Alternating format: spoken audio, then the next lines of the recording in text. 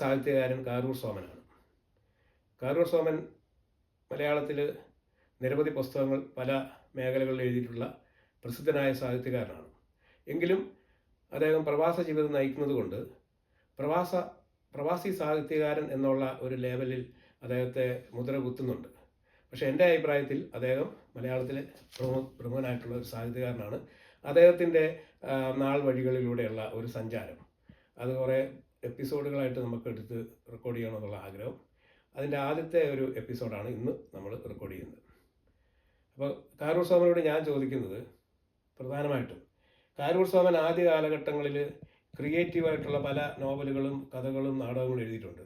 എങ്കിലും അടുത്ത കാലത്ത് ക്രിയേറ്റീവ് വർക്ക് കുറയുന്നു എന്നെനിക്ക് തോന്നുന്നു. കൂടുതലും സഞ്ചാര സാഹിത്യം പോലുള്ള ഇൻഫോർമേറ്റീവ് ബുക്സിലോട്ട് കടന്നിരിക്കുകയാണ്. അതെന്തുകൊണ്ടാണ്? ക്രിയേറ്റീവ് രചനയിൽ താങ്കൾക്ക് പിന്നെ അതിൻ്റെ ഒരു പ്രാധാന്യം കുറഞ്ഞു പോയതുകൊണ്ടാണ്?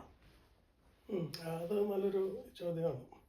ആ ചോദ്യത്തിൻ്റെ ഉത്തരം എന്തെന്ന് ചോദിച്ചാൽ, ഞാൻ തുടങ്ങിയത് കവിതകൾ, കഥകൾ, നോവലുകളാണ്. എൻ്റെ ചെറുപ്പം മുതൽ നാടകങ്ങൾ, ഇതിൽ കൂടെയാണ് ഞാൻ കടന്നു വന്നിട്ടുള്ളത്. പിന്നീട് അതൊരു 25ഓളം നോവലുകളുണ്ട് മലയാളം, അതോടൊപ്പം തന്നെ ഇംഗ്ലീഷ് അടക്കം.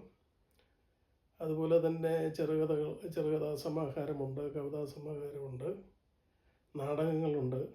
വ്യത്യസ്തമായിട്ടുള്ള വിവിധ തുറകളിലുള്ള പുസ്തകങ്ങൾ ധാരാളമായിട്ടുണ്ട്. ഒരു 12ഓളം രംഗങ്ങളിൽ മലയാളത്തിന് എൻ്റെ വകയായിട്ടുള്ള സംഭാവനയുണ്ട്. അപ്പോൾ ഈ ചോദ്യം എന്തുകൊണ്ട് അതിൽ നിന്ന് മാറി യാത്രാവർണ്ണത്തിലോട്ട്, സഞ്ചാര സാഹിത്യത്തിലോട്ട്, ഇൻഫോർമേറ്റീവ് ബുക്സിലോട്ട് അല്ലെങ്കിൽ വൈജ്ഞാനിക കൃതികളിലോട്ട് വരാനുണ്ടായ ഒരു കാരണം 2017 ഒരു ഇൻസിഡൻ്റാണ്. അത് എൻ്റെ മാതൃഭൂമിയും ഇറക്കിയ ഭാഷാ ഇൻസ്റ്റിറ്റ്യൂട്ട് ഇറക്കിയ ഫ്രാൻസിൻ്റെയും സ്പെയിനിൻ്റെയും 2 പുസ്തകങ്ങളാണ്. അതിൽ ചില ഇൻ്റർനെറ്റ് പേജസ് എടുത്തു എന്ന് കണ്ട് എനിക്കെതിരെ ഈ സോഷ്യൽ മീഡിയയിൽ ചില ആൾക്കാർ പൊങ്കാല നടത്തുകയുണ്ടായി. 4.5 പേജ് ഇൻ്റർനെറ്റ് എടുത്തു എന്ന് പറഞ്ഞുകൊണ്ടാണ് എനിക്ക് ഒരു വീഡിയോ കിട്ടുന്നത്. അപ്പോഴാണ് ഞാനത് ശ്രദ്ധിക്കുന്നത്. അതിൻ്റെ വെളിച്ചത്തിൽ ഇപ്പം ആൾക്കാർ കോപ്പി അടിച്ചു, മോഷ്ടിച്ചു എന്നൊക്കെ ഇങ്ങനെ പറഞ്ഞുകൊണ്ടിരിക്കുമ്പോൾ എൻ്റെ മനസ്സിലന്നുണ്ടായിരുന്നത് ഗോസ്റ്റ് റൈറ്റിംഗ് അലൗഡാണ്. അങ്ങനെ ചില ഇൻഫർമേഷൻസ് ഞാൻ പലരിൽ നിന്ന് എടുത്തിട്ടുണ്ട്. ഉദാഹരണത്തിന് എൻ്റെ ആദ്യത്തെ ഒളിമ്പിക് ചരിത്ര പുസ്തകം സാഹിത്യ സഹകരണ സംഘമാണ് ഇറക്കിയത്. അന്ന് ആദ്യമായിട്ടാണ് ഒരു 2012 അന്ന് ഞാൻ മാധ്യമ പത്രത്തിന് വേണ്ടി ലണ്ടൻ ഒളിമ്പിക്സ് റിപ്പോർട്ട് ചെയ്യുമ്പോൾ സാഹിത്യ സഹകരണ സംഘം അന്നത്തെ അതിൻ്റെ ഭാരവാഹി ശ്രീ ശശികുമാർ ആവശ്യപ്പെട്ടതനുസരിച്ച് ഒരു ഒളിമ്പിക് ചരിത്ര പുസ്തകം അന്ന് കളിക്കളം എന്നുള്ള പേരിൽ ഇന്നും അതവിടെ ഉണ്ട്. അങ്ങനെ ഒരു പുസ്തകമാണ് ആദ്യമായിട്ട് സ്പോർട്സുമായിട്ട് എഴുതിയത്. അന്നും ഈ ഗോസ്റ്റ് റൈറ്റിംഗ് അലൗഡ് ആയതുകൊണ്ട് പലരിൽ നിന്നും ഞാൻ എടുത്തിട്ടുണ്ട്.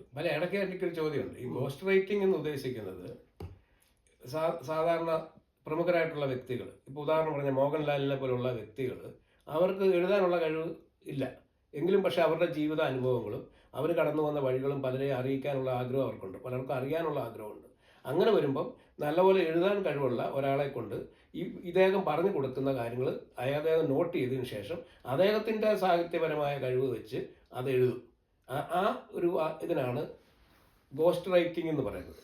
അല്ലാതെ ഇപ്പം കാരൂറിനെ സംബന്ധിച്ച വിഷയം ഇപ്പം കൂടുതലായിട്ട് അതിനെക്കുറിച്ച് പ്രതികരിക്കുന്നില്ല. അതിൻ്റെ കാരണം ഈ വിഷയം കോടതിയിൽ ഇരിക്കുന്നൊരു വിഷയമാണ്. അപ്പം അതിൻ്റെ കാര്യങ്ങളെക്കുറിച്ച് ഇപ്പം നമ്മൾ അത് ചർച്ച ചെയ്യാനും പാടില്ല. അത് പിന്നീട് കാരൂറിന് തന്നെ ഒരു ബുദ്ധിമുട്ടായിട്ട് വരുന്നത് കൊണ്ട് ആ കോപ്പിയടി വിവാദം എന്നുള്ള വിഷയത്തിലോട്ട് ഇപ്പം കടക്കുന്നില്ല. എന്നാൽ ഇപ്പം കോപ്പി അടിക്കുക എന്നുള്ളതിൻ്റെ മാനദണ്ഡങ്ങളൊക്കെ മാറി. ഇപ്പോഴത്തെ ലേറ്റസ്റ്റ് എന്ന് പറഞ്ഞാൽ ഈ ഇൻ്റർനെറ്റ് വരെ കോപ്പിറൈറ്റിന് വിധേയമാണ്. പുതിയ നിയമങ്ങൾ മാറിക്കൊണ്ടിരിക്കുകയാണ്. അതുകൊണ്ട് അതിപ്പം അതിൻ്റെ നിർവചനം കാരൂർ പറയുന്ന കാലത്തുള്ളതിനേക്കാളും വളരെ വ്യത്യാസമുണ്ട്. അപ്പം അതുകൊണ്ട് ആ വിഷയത്തിലൊക്കെ ഞാൻ കടക്കുന്നില്ല. ഞാൻ ചോദിച്ചത് കാരൂർ എന്തുകൊണ്ട് ക്രിയേറ്റീവ് വർക്ക് വിട്ടിട്ട് ഇൻഫോർമേറ്റീവ് യാത്രാവിവരണം പോലുള്ള ഇതിലേക്ക് കടന്നു എന്നുള്ളതിൻ്റെ ഒറ്റ ഉത്തരം. അത് തന്നെയാണ് ഞാൻ പറഞ്ഞു വന്നത്. പക്ഷെ ഇൻഫോർമേറ്റീവ് ബുക്കിലല്ലേ കോപ്പിയോടി പിടിച്ചത്. അപ്പൊ കാരൂർ അതിൽ തന്നെയല്ലേ ഉറച്ചു നിൽക്കുന്നത്. അല്ലാതെ കാരൂരിന്റെ ക്രിയേറ്റീവ് വർക്കിൽ ആരും ഒരു കോപ്പിയുടെ വിവാദവും ഉന്നയിച്ചിട്ടില്ലല്ലോ. അതില്ല. അന്നേരം പിന്നെ അതിൽ നിൽക്കാതെ ഈ വിവാദം ഉണ്ടായ സ്ഥലത്തോട്ട് തന്നെ കാരൂർ നിൽക്കാൻ കാരണം അല്ല, അതിൻ്റെ കാരണം ഈ പറയുന്ന വ്യക്തി അന്ന് സംസാരിക്കുമ്പോൾ ഞാൻ പറഞ്ഞു ഇത് ഇൻഫോർമേറ്റീവ് ബുക്സാണ്, പലയിടത്തു നിന്നാണ് അത് എന്താണ് സോഴ്സാണ് അത് പുസ്തകം എഴുതുന്നത്. ഇപ്പോൾ ഉദാഹരണത്തിന് ഇപ്പം മാതൃഭൂമിയിൽ എൻ്റെ ചന്ദ്രയാനുണ്ട്, എനിക്ക് ചന്ദ്രയാനിൽ പോകാൻ പറ്റുമോ? പ്രഭാതിൽ മംഗളയാനുണ്ട്, ചൊവ്വയിൽ പോകാൻ പറ്റുമോ? ഇല്ല. അപ്പോൾ ഇത് എന്തുകൊണ്ട് ക്രിയേറ്റീവ് റൈറ്റ് ഞാൻ നിർത്തിയിട്ടൊന്നുമില്ല. ഇപ്പോഴും കഥകൾ എഴുതുന്നുണ്ട്, കവിതകൾ എഴുതുന്നുണ്ട്. നോവൽ മാത്രമേ ഞാൻ നിർത്തിയിട്ടുള്ളൂ. മറ്റുള്ളതൊക്കെ സജീവമായിട്ട് പബ്ലിഷ് ചെയ്യുന്നുണ്ട്, കേരളത്തിലും കേരളത്തിന് പുറത്തും. ഇതിലോട്ട് വരാൻ പ്രധാനമായിട്ടുള്ള കാരണം ഈ ഒരു സംഭവം ഉണ്ടായതാണ്. അതാണ് അന്ന് മുതൽ 2017 ഈ സംഭവം ഉണ്ടാകുന്നത്. അന്ന് എൻ്റെ ഈ ഇൻ്റർനെറ്റ് എടുത്ത വ്യക്തി അദ്ദേഹത്തിൻ്റെ ബ്ലോഗിൽ നിന്ന് എടുത്തെന്നുള്ള പരാതിയാണെന്ന് പറഞ്ഞത്. അന്ന് സംസാരിക്കുമ്പോൾ ഞാനിത് പറയുമ്പോൾ ഞാൻ ചോദിച്ചു, ഇപ്പം ഇങ്ങനെയൊക്കെയാണ് ഈ ഇൻഫോർമേറ്റീവ് ബുക്സ് ഇങ്ങനെയാണ് എഴുതുന്നത് പറയുമ്പോൾ എന്നോട് ഞാൻ ചോദിച്ചു എന്താണ് വേണ്ടത്, നമുക്ക് ഇതിന് പരിഹാരം വേണമല്ലോ. അപ്പോൾ അന്ന് വീഡിയോ കിട്ടിയത് 4.5 പേജ് ഇൻ്റർനെറ്റ് എന്ന് പറഞ്ഞുകൊണ്ടാണ്. അപ്പോൾ അദ്ദേഹം പറഞ്ഞത് എനിക്ക് 1 കോടി രൂപ വേണമെന്ന് പറഞ്ഞു. അതുകൊണ്ടാണ് സത്യത്തിൽ ഞാൻ ഈ യാത്രാ സഞ്ചാരത്തിലോട്ട് വരുന്നത്. അന്ന് മുതൽ അതായത് ഒരു വാശി പോലെ എടുത്തതാണ്. അതെ, അതായത് എനിക്ക് തോന്നുന്നത് കാരൂരിനെ യാത്രാവിവരണത്തിൽ പിടിച്ച കാരൂർ അന്ന് ആ യാത്രാവിവരണത്തിൽ തന്നെ ഞാൻ ശ്രദ്ധ കേന്ദ്രീകരിച്ച് അങ്ങനെ മറ്റുള്ളവരുടെ ഒന്നും പുസ്തകത്തിൽ നിന്നൊന്നും നോക്കാതെ എൻ്റെ സ്വന്തമായിട്ട് തന്നെ അതിൽ ശ്രദ്ധ കൊടുത്ത് കുറേ പുസ്തകങ്ങൾ ഇറക്കുക എന്നുള്ള ലക്ഷ്യമായിരിക്കും അല്ലേ? ഇല്ല, അതിനകത്ത് പുസ്തകത്തിൽ നിന്നൊന്നും ഈ പറയുന്ന വ്യക്തിക്ക് ഒന്നും പുസ്തകം ഇല്ലാത്ത ആളാണ്. ബ്ലോഗ് ഇന്റർനെറ്റ് ആണ് എല്ലാവരും അന്ന്. അപ്പൊ അതൊന്നും ഇല്ലാതെ തന്നെ സ്വന്തമായിട്ട് എഴുതുക എന്നുള്ള വാശിയായിരിക്കും. തീർച്ചയായിട്ടും ഞാനും അത്ര ഗൗരവമായിട്ട് അതിനെ കണ്ടില്ല. അതാണ് യാഥാർത്ഥ്യം. പിന്നീട് ഞാൻ കരുതി അദ്ദേഹം എന്നോടൊരു വാക്ക് പറഞ്ഞു, എനിക്ക് പൈസ ഈ 1 കോടി രൂപ തന്നില്ലെങ്കിൽ ഞാൻ നിങ്ങളെ ഒരു പാഠം പഠിപ്പിക്കുമെന്ന് പറഞ്ഞു. കാരൂർ സോമൻ ഒരു 20 വർഷമായിട്ട് UK സാമൂഹിക രംഗത്ത് നിറഞ്ഞു നിൽക്കുന്ന വ്യക്തിയാണ്. ആദ്യ കാലഘട്ടങ്ങളിൽ പല അസോസിയേഷനുകളിലെല്ലാം മുഖ്യ അതിഥിയായിട്ടും യുക്മ പോലുള്ള മഹാപ്രസ്ഥാനങ്ങളുടെ കലാമേളകൾ ഉദ്ഘാടനം ചെയ്യാനൊക്കെ കാരൂർ സോമൻ പോയിട്ടുണ്ട്. അന്ന് അതിൽ നിന്നെല്ലാം മാറി കാരൂർ സോമൻ കുറച്ച് നാളുകളായിട്ട് ഈ പൊതുരംഗത്ത് നിന്ന് മാറി നിൽക്കുകയാണ്. അതിൻ്റെ കാരണങ്ങൾ അന്വേഷിച്ച് പോകുമ്പോൾ ഈ കോപ്പിയടി വിവാദം മാത്രമല്ല, എന്നാൽ കാരൂർ സോമൻ മറ്റുള്ള ആൾക്കാരെ എഴുത്തുകാർ സഹിതം അവരെ ആരെയും അംഗീകരിക്കുന്നില്ല എന്നൊരു പരാതി കേൾക്കുന്നുണ്ട്. അവരെയൊക്കെ വളരെ ചെറുതായിട്ട് കാണുകയും സോഷ്യൽ മീഡിയയിൽ എഴുതുന്നവരാണെന്നുള്ള രീതിയിലൊക്കെ അവരെ അവഹേളിക്കുന്നതായിട്ടുള്ള ഒരു കാര്യങ്ങളൊക്കെ അവർ കേട്ടിട്ടുണ്ട്. അതിനെക്കുറിച്ച് എന്ത് പറയുന്നു? ആ പറഞ്ഞതിനോടൊന്നും പൂർണ്ണമായിട്ട് എനിക്ക് യോജിക്കാൻ പറ്റില്ല. അതിൻ്റെ കാരണം എന്തെന്ന് ചോദിച്ചാൽ, ഒരു എഴുത്തുകാരിയെ സംബന്ധിച്ച് അവർ എഴുതേണ്ടത് മുഖ്യധാര മാധ്യമങ്ങളിലാണ്. ഓണപ്പതിപ്പുകൾ പ്രധാനമാണ്. ഞാൻ കഴിഞ്ഞ 10-28 വർഷമായിട്ട് ഓണപ്പതിപ്പിൽ എഴുതുന്ന ആളാണ്. അതല്ലെങ്കിൽ സാഹിത്യ സംബന്ധിയായിട്ടുള്ള കേരളത്തിലെ മാസികകളിൽ എഴുതിയ വ്യക്തിയാണ്, ഇന്നും എഴുതുന്നുണ്ട്. അപ്പോൾ ഈ കൂട്ടരെ ഒന്നും നമ്മൾ അവിടെ കാണുന്നില്ല. മനസ്സിലാക്കണം. ഇവിടുത്തെ ചില ഓൺലൈൻ വഴി അല്ലെങ്കിൽ ഫേസ്ബുക്ക് വഴി ഒരാൾ കവിത എഴുതി വിടുമ്പോൾ അവർക്ക് ധാരാളമായിട്ടുള്ള സ്തുതിപാഠകരെ കിട്ടുന്നു. അങ്ങനെയുള്ള സ്തുതിപാഠകനായിട്ട് പോകാൻ എനിക്ക് താല്പര്യമില്ല. അത് ഒരു പക്ഷേ അവർക്ക് ബുദ്ധിമുട്ടായിട്ട് തോന്നുന്നുണ്ടെങ്കിൽ അവർ ചെയ്യേണ്ടത് ഇങ്ങനെയൊക്കെയുള്ള സാഹിത്യ സൃഷ്ടികൾ നല്ല സാഹിത്യ സാംസ്കാരിക മാധ്യമങ്ങളിൽ എഴുതുകയാണ് വേണ്ടത്. അതിന് പകരം എന്നെ കുറ്റപ്പെടുത്തിയിട്ട് എന്തെങ്കിലും കാര്യമുണ്ടോ? ഈ പറയുന്ന വ്യക്തികളെയൊന്നും എനിക്ക് അറിയുകയുമില്ല. ഞാൻ അറിയാത്ത ആൾക്കാരാണ് എന്നെപ്പറ്റി ഇത്തരത്തിലുള്ള അപവാദം കേൾക്കുന്നത്. അതാണ് അതിനുള്ള മറുപടിയായിട്ട് പറയാനുള്ളത്. കാരണം സമയം ഞാൻ പ്രത്യേകിച്ച് അതിൻ്റെ ഒരു ചോദ്യം എന്ന് പറഞ്ഞാൽ, ഈ കാലത്ത് സോഷ്യൽ മീഡിയ നന്നായിട്ട് വളർന്നുകൊണ്ടിരിക്കുകയാണ്. നമ്മൾ എഴുതുന്നത് പണ്ട് ഇതുപോലുള്ള പ്രസിദ്ധങ്ങളായിട്ടുള്ള മാഗസിനിലൊക്കെ എഴുതാൻ പറ്റുന്നത് വളരെ തുച്ഛമായിട്ടുള്ള കുറച്ച് പേർക്ക് മാത്രം കിട്ടുന്നൊരു ഭാഗ്യമാണ്. എന്നാൽ അതേ സമയത്ത് തന്നെ നല്ല എഴുതാൻ കഴിവുള്ള ആൾക്കാർ വെളിയിലുണ്ടായിരുന്നു. അവർക്ക് ചിലപ്പോൾ അവരെ അപ്രോച്ച് ചെയ്യാനോ അവരെ വേണ്ട രീതിയിൽ കാണാനൊന്നും പറ്റിയിട്ട് കാണത്തില്ല. അങ്ങനെ നിരവധി ആളുകൾ അവരുടെ കൃതികൾ പിന്നെ വീട്ടിലൊക്കെ നോട്ട്ബുക്കിലൊക്കെ എഴുതി സൂക്ഷിച്ച് വെച്ചിട്ടുണ്ട്. അങ്ങനെ ഒരു കവയത്രിയുടെ കവിതകൾ കിട്ടിയിട്ട് പിന്നീട് അത് മരിച്ചു കഴിഞ്ഞപ്പോൾ അതെല്ലാം കൂടെ തപ്പിപ്പിടിച്ച് പുസ്തകമാക്കി ഇറക്കിയപ്പം ഭയങ്കരമായിട്ട് ഹിറ്റായി. അപ്പോൾ അതുപോലെ നമ്മൾ സോഷ്യൽ മീഡിയയിൽ എഴുതുന്നവരെ അംഗീകരിക്കാതിരിക്കുക എന്നുള്ളത് എന്തോ എനിക്കതിനെക്കുറിച്ച് പറയാൻ പറ്റുന്നില്ല. എന്നാൽ കാരൂർ സോമൻ മാത്രമാണല്ലോ ഇതുപോലെ വിമർശനം നേരിടുന്നത്. ഈ മറ്റുള്ള കാരൂർ സോമനേക്കാളും പ്രസിദ്ധരായിട്ടുള്ള സക്രിയയും അതുപോലുള്ള വലിയ എഴുത്തുകാരൊക്കെ ഇവരോട് ചേർന്ന് നിൽക്കുകയും അവരുടെ അംഗീകരിക്കപ്പെടുകയൊക്കെ ചെയ്യുന്നുണ്ടല്ലോ, അംഗീകരിക്കുകയും ചെയ്യുന്നുണ്ട്. കാരണം കവി സച്ചിദാനന്ദൻ പറഞ്ഞൊരു പോയിന്റ് ഉണ്ട്. സോഷ്യൽ മീഡിയയിൽ ഇതുപോലെ എഴുത്തുകാർ വന്നപ്പം 100 ഏറ്റവും നല്ല സോഷ്യൽ മീഡിയ വന്ന 100 കവിതകൾ സെലക്ട് ചെയ്ത് പുസ്തകമാക്കി ഇറക്കിയിട്ടുണ്ട്. പുള്ളി തന്നെ ഞെട്ടിപ്പോയി. നല്ല അർത്ഥഗാംഭീര്യമുള്ള കവിതകൾ പിന്നെ സോഷ്യൽ മീഡിയയിൽ നിന്ന് അന്വേഷിച്ച് കണ്ടുപിടിച്ച് അത് പുസ്തകമാക്കി ഇറക്കിയിട്ടുണ്ട്. അപ്പോൾ അങ്ങനെ ഒക്കെ അവരെ പല രീതിയിൽ പ്രമുഖരായിട്ടുള്ള എഴുത്തുകാർ അംഗീകരിക്കുമ്പോൾ കാരൂറിൻ്റെ ഏത് ഇൻ്റർവ്യൂ എടുത്താലും ഏത് പ്രസംഗങ്ങളിലും അവരെ അടച്ച് ആക്ഷേപിക്കുന്നതായിട്ട് എനിക്ക് തോന്നിയിട്ടുണ്ട്. ഒന്നുകിൽ അത് നമ്മൾ അവരെ അംഗീകരിക്കണ്ട, പക്ഷെ എതിർക്കാതിരിക്കാമല്ലോ. ഈ പറയുന്നതും സത്യവിരുദ്ധമായിട്ടുള്ള കാര്യമാണ്. ഞാൻ എൻ്റെ ഒരു ഇൻ്റർവ്യൂവിലും ആരെയും അധിക്ഷേപിച്ചിട്ടില്ല.